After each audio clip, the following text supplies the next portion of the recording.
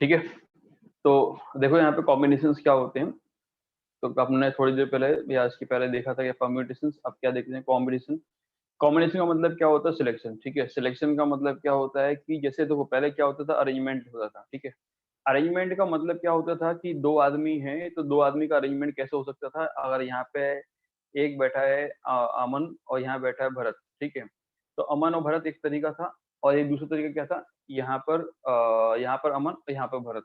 तो ये दो तरीके थे। ठीक है, लेकिन अगर मैं बात करूँ सिलेक्शन की, बात कर रहा हूँ सिलेक्शन मतलब कैसे होते हैं, आइडेंटिकल होते हैं। आइडेंटिकल मतलब कैसे हो गया कि अगर मुझे तीन लोगों में से दो लोग सिलेक्ट करने हैं।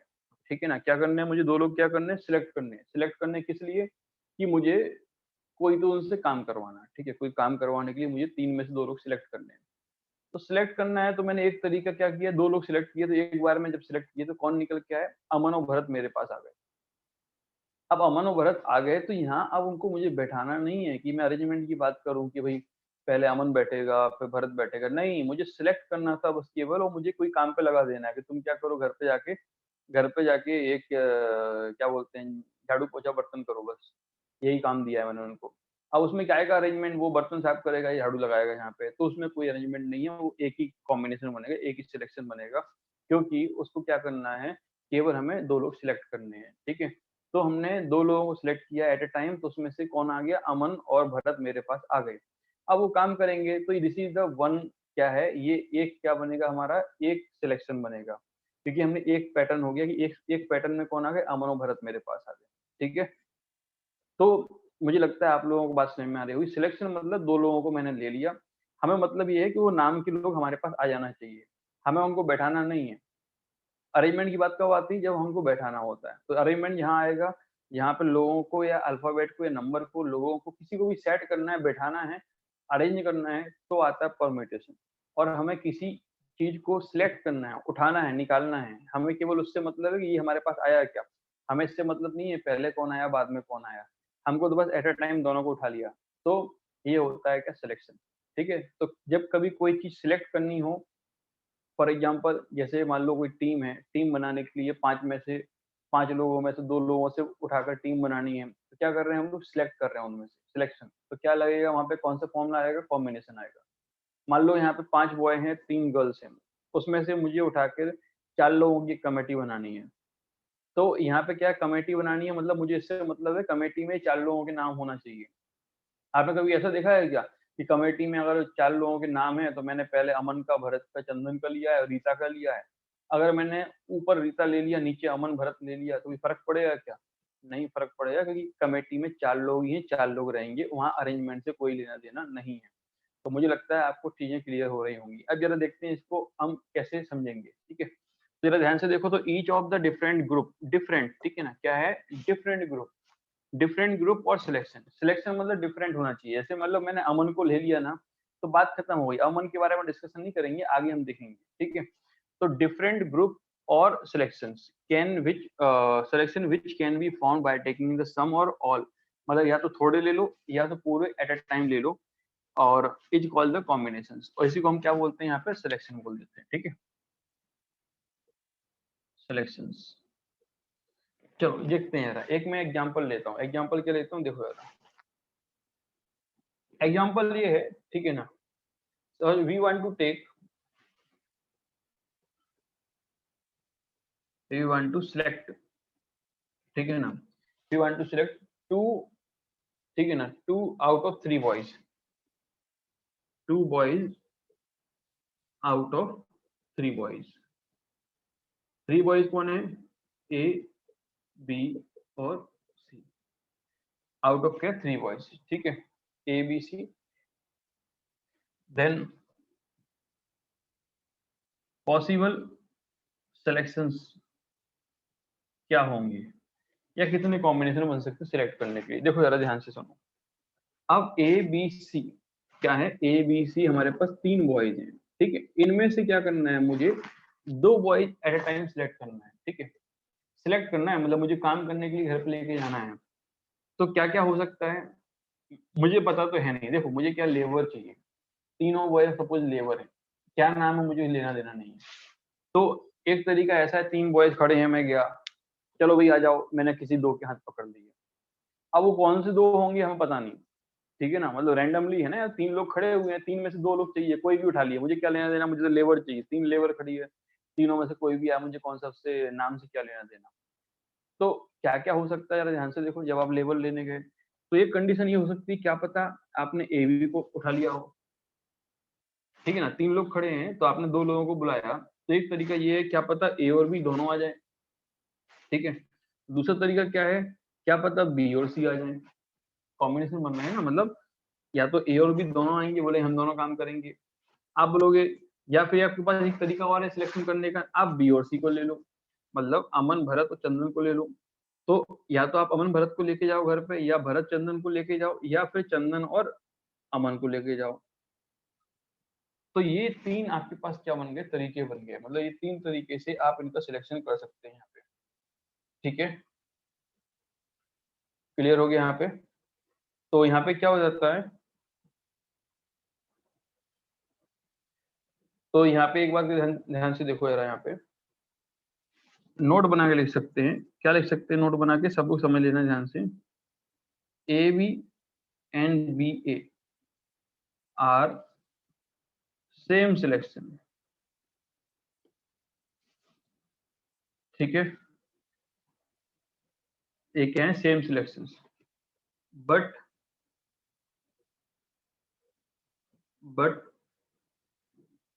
डिफरेंट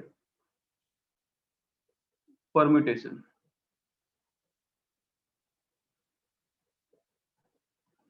या अरेंजमेंट ले सकते हैं, ठीक है, क्लियर हो गया।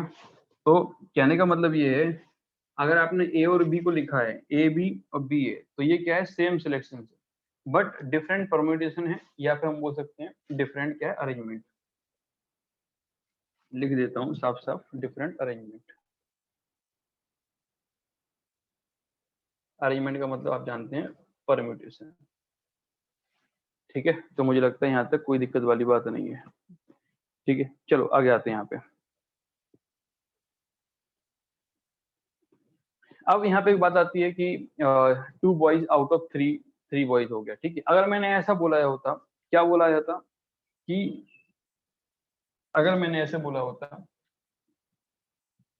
कि सबको एक साथ लेना है, ठीक है ना, 3 बॉयज एट अ टाइम, ठीक है ना, या ऑल बॉयज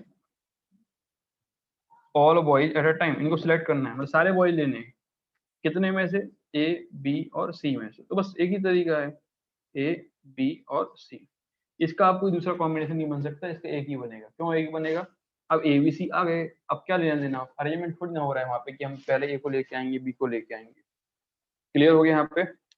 चलो अब थोड़ा आगे आते हैं, ठीक है। तो यहाँ पे क्या हो गया कि A and B and A are same selections but different combination, या 2 डिफरेंट कॉम्बिनेशन, ऐसे याद रहेगा। चलो थोड़ा आगे आते हैं। अब इसमें हम देखते हैं कि इसका हम फॉर्मूला कैसे अप्लाई कर सकते हैं, ठीक है। तो फॉर्मूले का इंप्लीमेंट कैसे करेंगे वो यहाँ पे देख लेते हैं, ठीक है। तो फॉर्मूले का इंप्लीमेंट कैसे करना है उसको हम यहाँ देखते हैं, ठीक है। तो यहाँ पे एक वर्ड आता है, इसको मैं रफ कर देता हूँ, इसको मैं रफ कर लेता हूँ यहाँ पे। अगर यहाँ पे दिया गया है n थिंग्स दी, कितनी थिंग्स दी हमारे पास, n थिंग्स दी, ठीक है। तो number of combination,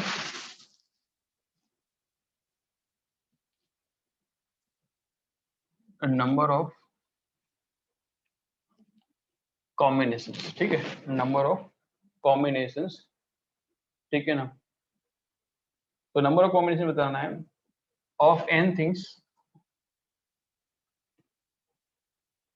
taken r, ठीक है, taken r at a time, ठीक है, taken r at a time, मतलब n थिंग्स में से हमें r थिंग केवल लेना है। तो इसके लिए फॉर्मूला क्या है, n c n equal to, ठीक है, कुछ नहीं है, थोड़ा सा चेंजेस इसमें। पहले तो हम फैक्टोरियल वाला फॉर्मूला लिख लें, फैक्टोरियल वाला फॉर्मूला क्या बोलता था, ये फैक्टोरियल वाला फॉर्मूला था, फैक्टोरियल मतलब सॉरी परम्यूटेशन वाला फॉर्मूला था।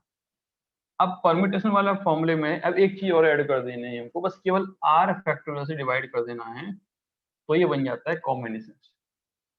देखो फिर क्या था, यहाँ तक का ये फॉर्मूला किसका है, यहाँ तक का फॉर्मूला किसका बन रहा है, परम्यूटेशन का बन रहा है, ठीक है। इसमें हमने एक्स्ट्रा r से डिवाइड कर दिया, फैक्टोरियल r से डिवाइड कर दिया, तो ये क्या बन जाएगा हमारा कॉम्बिनेशन। तो ये हमारा फॉर्मूला है, आपको याद रखना है, ठीक है।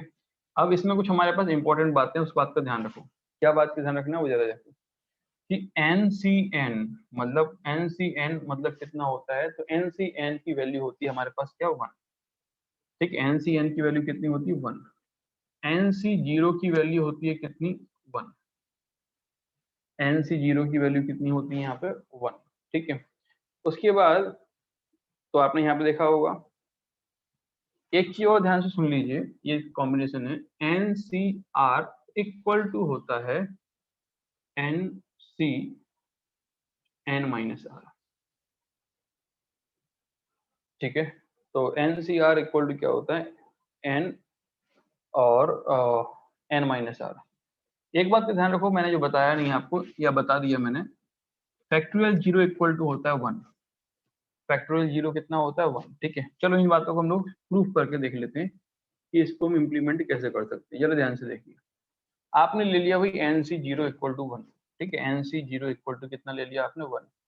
तो जरा आप ध्यान से देखो कि आप बोलोगे सर NC0 इक्वल टू 1 है, तो R की वैल्यू कितनी दी है यहाँ पे, 0। R की वैल्यू कितनी दी है यहाँ पे, 0। तो इसको अगर हम इम्प्लीमेंट करके देखेंगे तो क्या होगा, जरा ध्यान से देखो, इसको इम्प्लीमेंट करता हूँ, factorial n upon factorial n-0 upon factorial 0। तो लोगों के दिमाग में क्या आता है कि सर ये तो फैक्टोरियल 0 है, तो 0 को डिवाइड करेंगे सारी वैल्यू क्या हो जाएगी, 0 हो जाएगी। तो सारी वैल्यू यहाँ पे 0 नहीं होगी, क्योंकि मैंने आपको बता दिया फैक्टोरियल 0 कितना होता है, 1 होता है। तो फैक्टोरियल 0 1 होता है, तो factorial n upon factorial n, और फैक्टोरियल 0 की वैल्यू कितनी होती है, 1। तो n से n कट हो गया, तो इसका मतलब आंसर कितना आया, 1 आया। तो प्रूफ कर दिया मैंने, n से 0 कितना होता है, 1 होता है। एक बात क्लियर हो गई। चलो अब एक बात और देखो जरा कि NCR इक्वल टू NCN-R, इसका मीनिंग क्या है वो भी देख लेते हैं। चलो इसको मीनिंग देखते हैं। इसका मीनिंग ये है कि आप अगर यहाँ पर फॉर एग्जांपल मैंने लिया 6C2, क्या ले लिया मैंने, 6C2 लेंगे, या फिर मैं इसको ले लूं 6 मतलब 6C4। ये और ये दोनों क्या है, सेम है। ये और ये दोनों क्या है, सेम है। आप बोलोगे सर ऐसे कैसे सेम है, ये तो प्रॉब्लम खड़ी हो जाएगी। तो एक काम करते हैं, हम उसको भी प्रूव करके देख लेते हैं, और इसके ऊपर एक दो सम भी देख लेते हैं, ठीक है। तो मैं ये नीचे का पोर्शन रफ कर रहा हूँ, ठीक है, और इसको हम इम्प्लीमेंट करके देखते हैं। तो मैं दोनों को आपको पहले प्रूफ करके भी दिखा देता हूँ, और प्रूफ करने के बाद आपको समझ में आएगा कि एक्चुअली में ऐसा होता क्यों है, ठीक है। चलिए देखते हैं। पहले हम ये वाली बात समझ लेते हैं यहाँ पर, ठीक है। ये देखो जरा, 6C2 का मतलब क्या है, तो 6C2 का मतलब फॉर्मूला आपको पता है, क्या पता है, n बराबर कितना हो रहा है, 6, और r बराबर यहाँ पे क्या हो रहा है, 2। तो फैक्टोरियल इस वाले फॉर्मूले में पुट करके देखते हैं। तो फैक्टोरियल n मतलब factorial 6 upon factorial 6 - 2 and factorial 2, यही होगा। तो जरा इसको हम देखते हैं क्या होगा, factorial 6 upon factorial 4 upon factorial 2। एक बात यहाँ पे क्लियर हो गई। चलो मैं इसको अभी यहीं तक छोड़ता हूँ, तो सॉल्व नहीं कर रहा हूँ। अब लेता हूँ मैं 6C4। तो आप जरा देखते हैं क्या आएगा, फैक्टोरियल 6, फिर क्या आएगा, देखो जरा n-r, तो फैक्टोरियल क्या हो जाएगा, 6 - 4, और ये यहाँ क्या आएगा, फैक्टोरियल 4। तो कितना आएगा, फैक्टोरियल 6 फैक्टोरियल 2 फैक्टोरियल 4। अब बताओ आप, सेम चीज आ गई यहाँ पे, फैक्टोरियल 6 अपॉन फैक्टोरियल 4 और 2 है, 4 और 2 है, एक ही बात है। वो तो यहाँ लिखो चाहे वहाँ लिखो, मल्टीप्लाई में है दोनों भी। तो आपको मुझे लगता है समझ में आ गई होगी बात कि ये दोनों चीजें सेम है। अब आपको सॉल्व करना है, तो कर लो। सॉल्व कैसे करोगे, देखो यार, 6 मल्टीप्लाई बाय 5 मल्टीप्लाई बाय अब मल्टीप्लाई करोगे तो फैक्टोरियल 4 की वैल्यू बन जाएगी, तो ये क्या हो गया फैक्टोरियल 4 मल्टीप्लाई बाय 2, फैक्टोरियल 4 से फैक्टोरियल 4 कट हो गया, 2 3 या 6, तो आंसर कितना आ गया 5 3 या 15। So this is the answer. तो ये आंसर कितना आ गया 5 3 या 15 आ गया, ठीक है 5 3 या 15। अब आपके दिमाग में एक बात आ रही होगी कि अगर 15 को लेके आना है शॉर्ट ट्रिक से, इसकी हम शॉर्ट ट्रिक क्या बनाए, तो शॉर्ट ट्रिक जरा ध्यान से देखो। परम्यूटेशन में उतनी बार ओपन करते हैं जितनी बार यहाँ पे नीचे आर की वैल्यू दी होती है। अगर आपको दिया होता है 12C3, 12C3 का मतलब क्या होगा, 12 को रिवर्स ऑर्डर में 3 मतलब 3 टाइम ओपन करना था, 12 मल्टीप्लाई बाय 11 10, ठीक है ना, तो मल्टीप्लाई बाय कितना है 10, तो वही मैं आपको बता रहे हैं।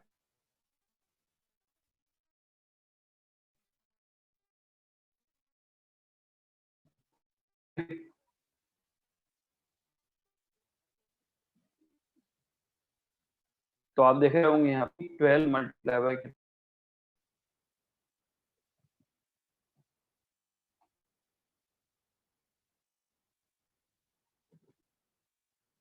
ठीक है। तो हम क्या देख रहे हैं यहाँ पे कि जैसे परम्यूटेशन में क्या देखा था, परम्यूटेशन में ये देखा था कि अगर आपको दिया है कि 12C3, ठीक है ना, 12C3 का मतलब क्या होता था, 12 को 3 टाइम खोल दो, 12 मल्टीप्लाई बाय 11 मल्टीप्लाई बाय 10, ठीक है। अब परम्यूटेशन में अगर दिया होता, सॉरी 12P3 था वो, अब 12C3 है, तो क्या करना होता है, उतना करने के बाद 12 मल्टीप्लाई बाय 11 मल्टीप्लाई बाय 10 उसमें डिवाइड कर देंगे आर के फैक्टोरियल का। नहीं समझ में आया, जरा ध्यान से देखो। 6PC2 का मुझे डायरेक्ट शॉर्ट ट्रिक क्या है, ट्रिक क्या है इसकी जरा देखो। 6 को आप कितनी बार खोलोगे, जितनी बार यहाँ 2 दिया है, तो 6 को कितनी बार खोलेंगे, 2 टाइम्स खोलेंगे, ठीक है, ओपन इन 2 टाइम्स, कहाँ पर, रिवर्स ऑर्डर में।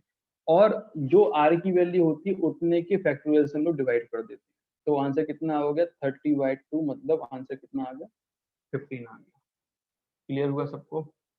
तो क्या करना है, जितनी बार आर दिया है उतनी बार क्या करना है, उसको ओपन करना है, 2 बार दिया है तो 2 बार ओपन करेंगे, और उसी नंबर के फैक्टोरियल से हम लोग क्या कर देंगे, डिवाइड कर देंगे, तो हम डायरेक्टली कॉम्बिनेशन को निकाल सकते हैं। ठीक है, क्लियर हो गया यहाँ तक। चलो एक क्वेश्चन मैं आपसे पूछ लेता हूँ, आप बताएंगे मुझे 11C4 क्या होगा। तो 11C4 क्या होगा, तो आप लोग क्या करेंगे, 11C4 निकालेंगे, ठीक है। या मैंने एक और एग्जाम्पल आपसे ले लिया कि 16C14 कितना होगा, ठीक है ना। तो आप लोग पूरा इसको सॉल्व करते बैठेंगे, तो इतना जरूरत नहीं है। जरा देखो इसको कैसे करेंगे, शॉर्ट ट्रिक से कैसे करेंगे, शॉर्ट ट्रिक से बताता हूँ मैं। 11 को आप 4 बार रिवर्स ऑर्डर में खोलिए, 11 multiply by 10 multiply by 9 multiply by 8, हमने 4 टाइम ओपन कर दिया, और फैक्टोरियल 4 से आप डिवाइड कर दो, फैक्टोरियल 4 से क्या कर दो, डिवाइड कर दो। फैक्टोरियल 4 का मतलब क्या होता है, इसको लिख देता हूँ, 4 मल्टीप्लाई बाय 3 मल्टीप्लाई बाय 2। तो what is the answer, answer इसका फाइंड करके देखिए, ठीक है। तो आपको देखना है तो यहाँ पे कर सकते हैं, 4 2 जा कितना हो गया 8 हो गया, 3 3 जा क्या हो गया 9 हो गया, और 2 से 2 क्या हो गया, कट हो गई। तो आप देख रहे होंगे 11 3 33 और 330 इज द आंसर। तो आप डायरेक्टली यहाँ पे शॉर्ट ट्रिक से कर सकते हैं, अदरवाइज फॉर्मूले में पुट करेंगे तो बहुत लंबी वैल्यू होगी। अब इसको देखो, आप बोलोगे सर अच्छा 16 को 14 बार ओपन करेंगे क्या, तो 16 को हम 14 बार ओपन नहीं करेंगे, ठीक है ना। तो 16 को हम क्या करेंगे, 14 बार ओपन नहीं करेंगे, ठीक है ना। क्यों ओपन नहीं करेंगे, जरा ध्यान से देखिए। इसलिए ओपन नहीं करेंगे, इसका हमारे पास एक तरीका क्या है, इसको आप ये भी लिख सकते हैं, मैंने अभी थोड़ी देर पहले सिखाया था, 16 माइनस 14 आप लिख सकते हैं, n C r equal to n C n minus r. तो इसको हम क्या लिखेंगे, 16C2, तो ये वैल्यू इसके बराबर हो गई, 16C2 के बराबर हो गई। तो इसको आप कैसे सॉल्व करेंगे, 16 को 2 बार ओपन कर दो, 16 मल्टीप्लाई बाय 15, फैक्टोरियल 2 की वैल्यू कितनी आएगी, 2 आएगी, तो कितना हो गया यहाँ पे 8 हो गया। तो आंसर कितना हो गया 120 इज द आंसर, ठीक है। तो आंसर इधर क्या है 120। तो मुझे लगता है कि आपको कॉम्बिनेशंस भी निकालना क्या है, आराम से आ गया कि कॉम्बिनेशंस क्या होते हैं, ठीक है। तो ये आप लोग सॉल्व करके देखिए इसके ऊपर प्रॉब्लम्स। तो अभी थोड़ी देर हम लोग प्रॉब्लम भी इसमें आगे देखेंगे कि परम्यूटेशन कॉम्बिनेशन की कौन कौन सी प्रॉब्लम्स होती हैं वो भी प्रॉब्लम देखनी होगी, क्योंकि परम्यूटेशन कॉम्बिनेशन एक ऐसा टॉपिक है जो इम्पोर्टेंट है, लोग इसको छोड़ देते हैं और लोगों को टेढ़ा लगता है, उतना टेढ़ा नहीं है, इजी टॉपिक है, आराम से आप लोग फ्री में भी इसको अटेम्प्ट कर सकते हैं, मेंस में तो करना ही करना है। और आजकल परम्यूटेशन कॉम्बिनेशन के ऊपर डीआईबी बन के आते हैं, तो आपके पास कॉन्सेप्ट वगैरह क्लियर है तो आप डीआईबी सॉल्व कर सकते हैं, ठीक है ना। चलिए।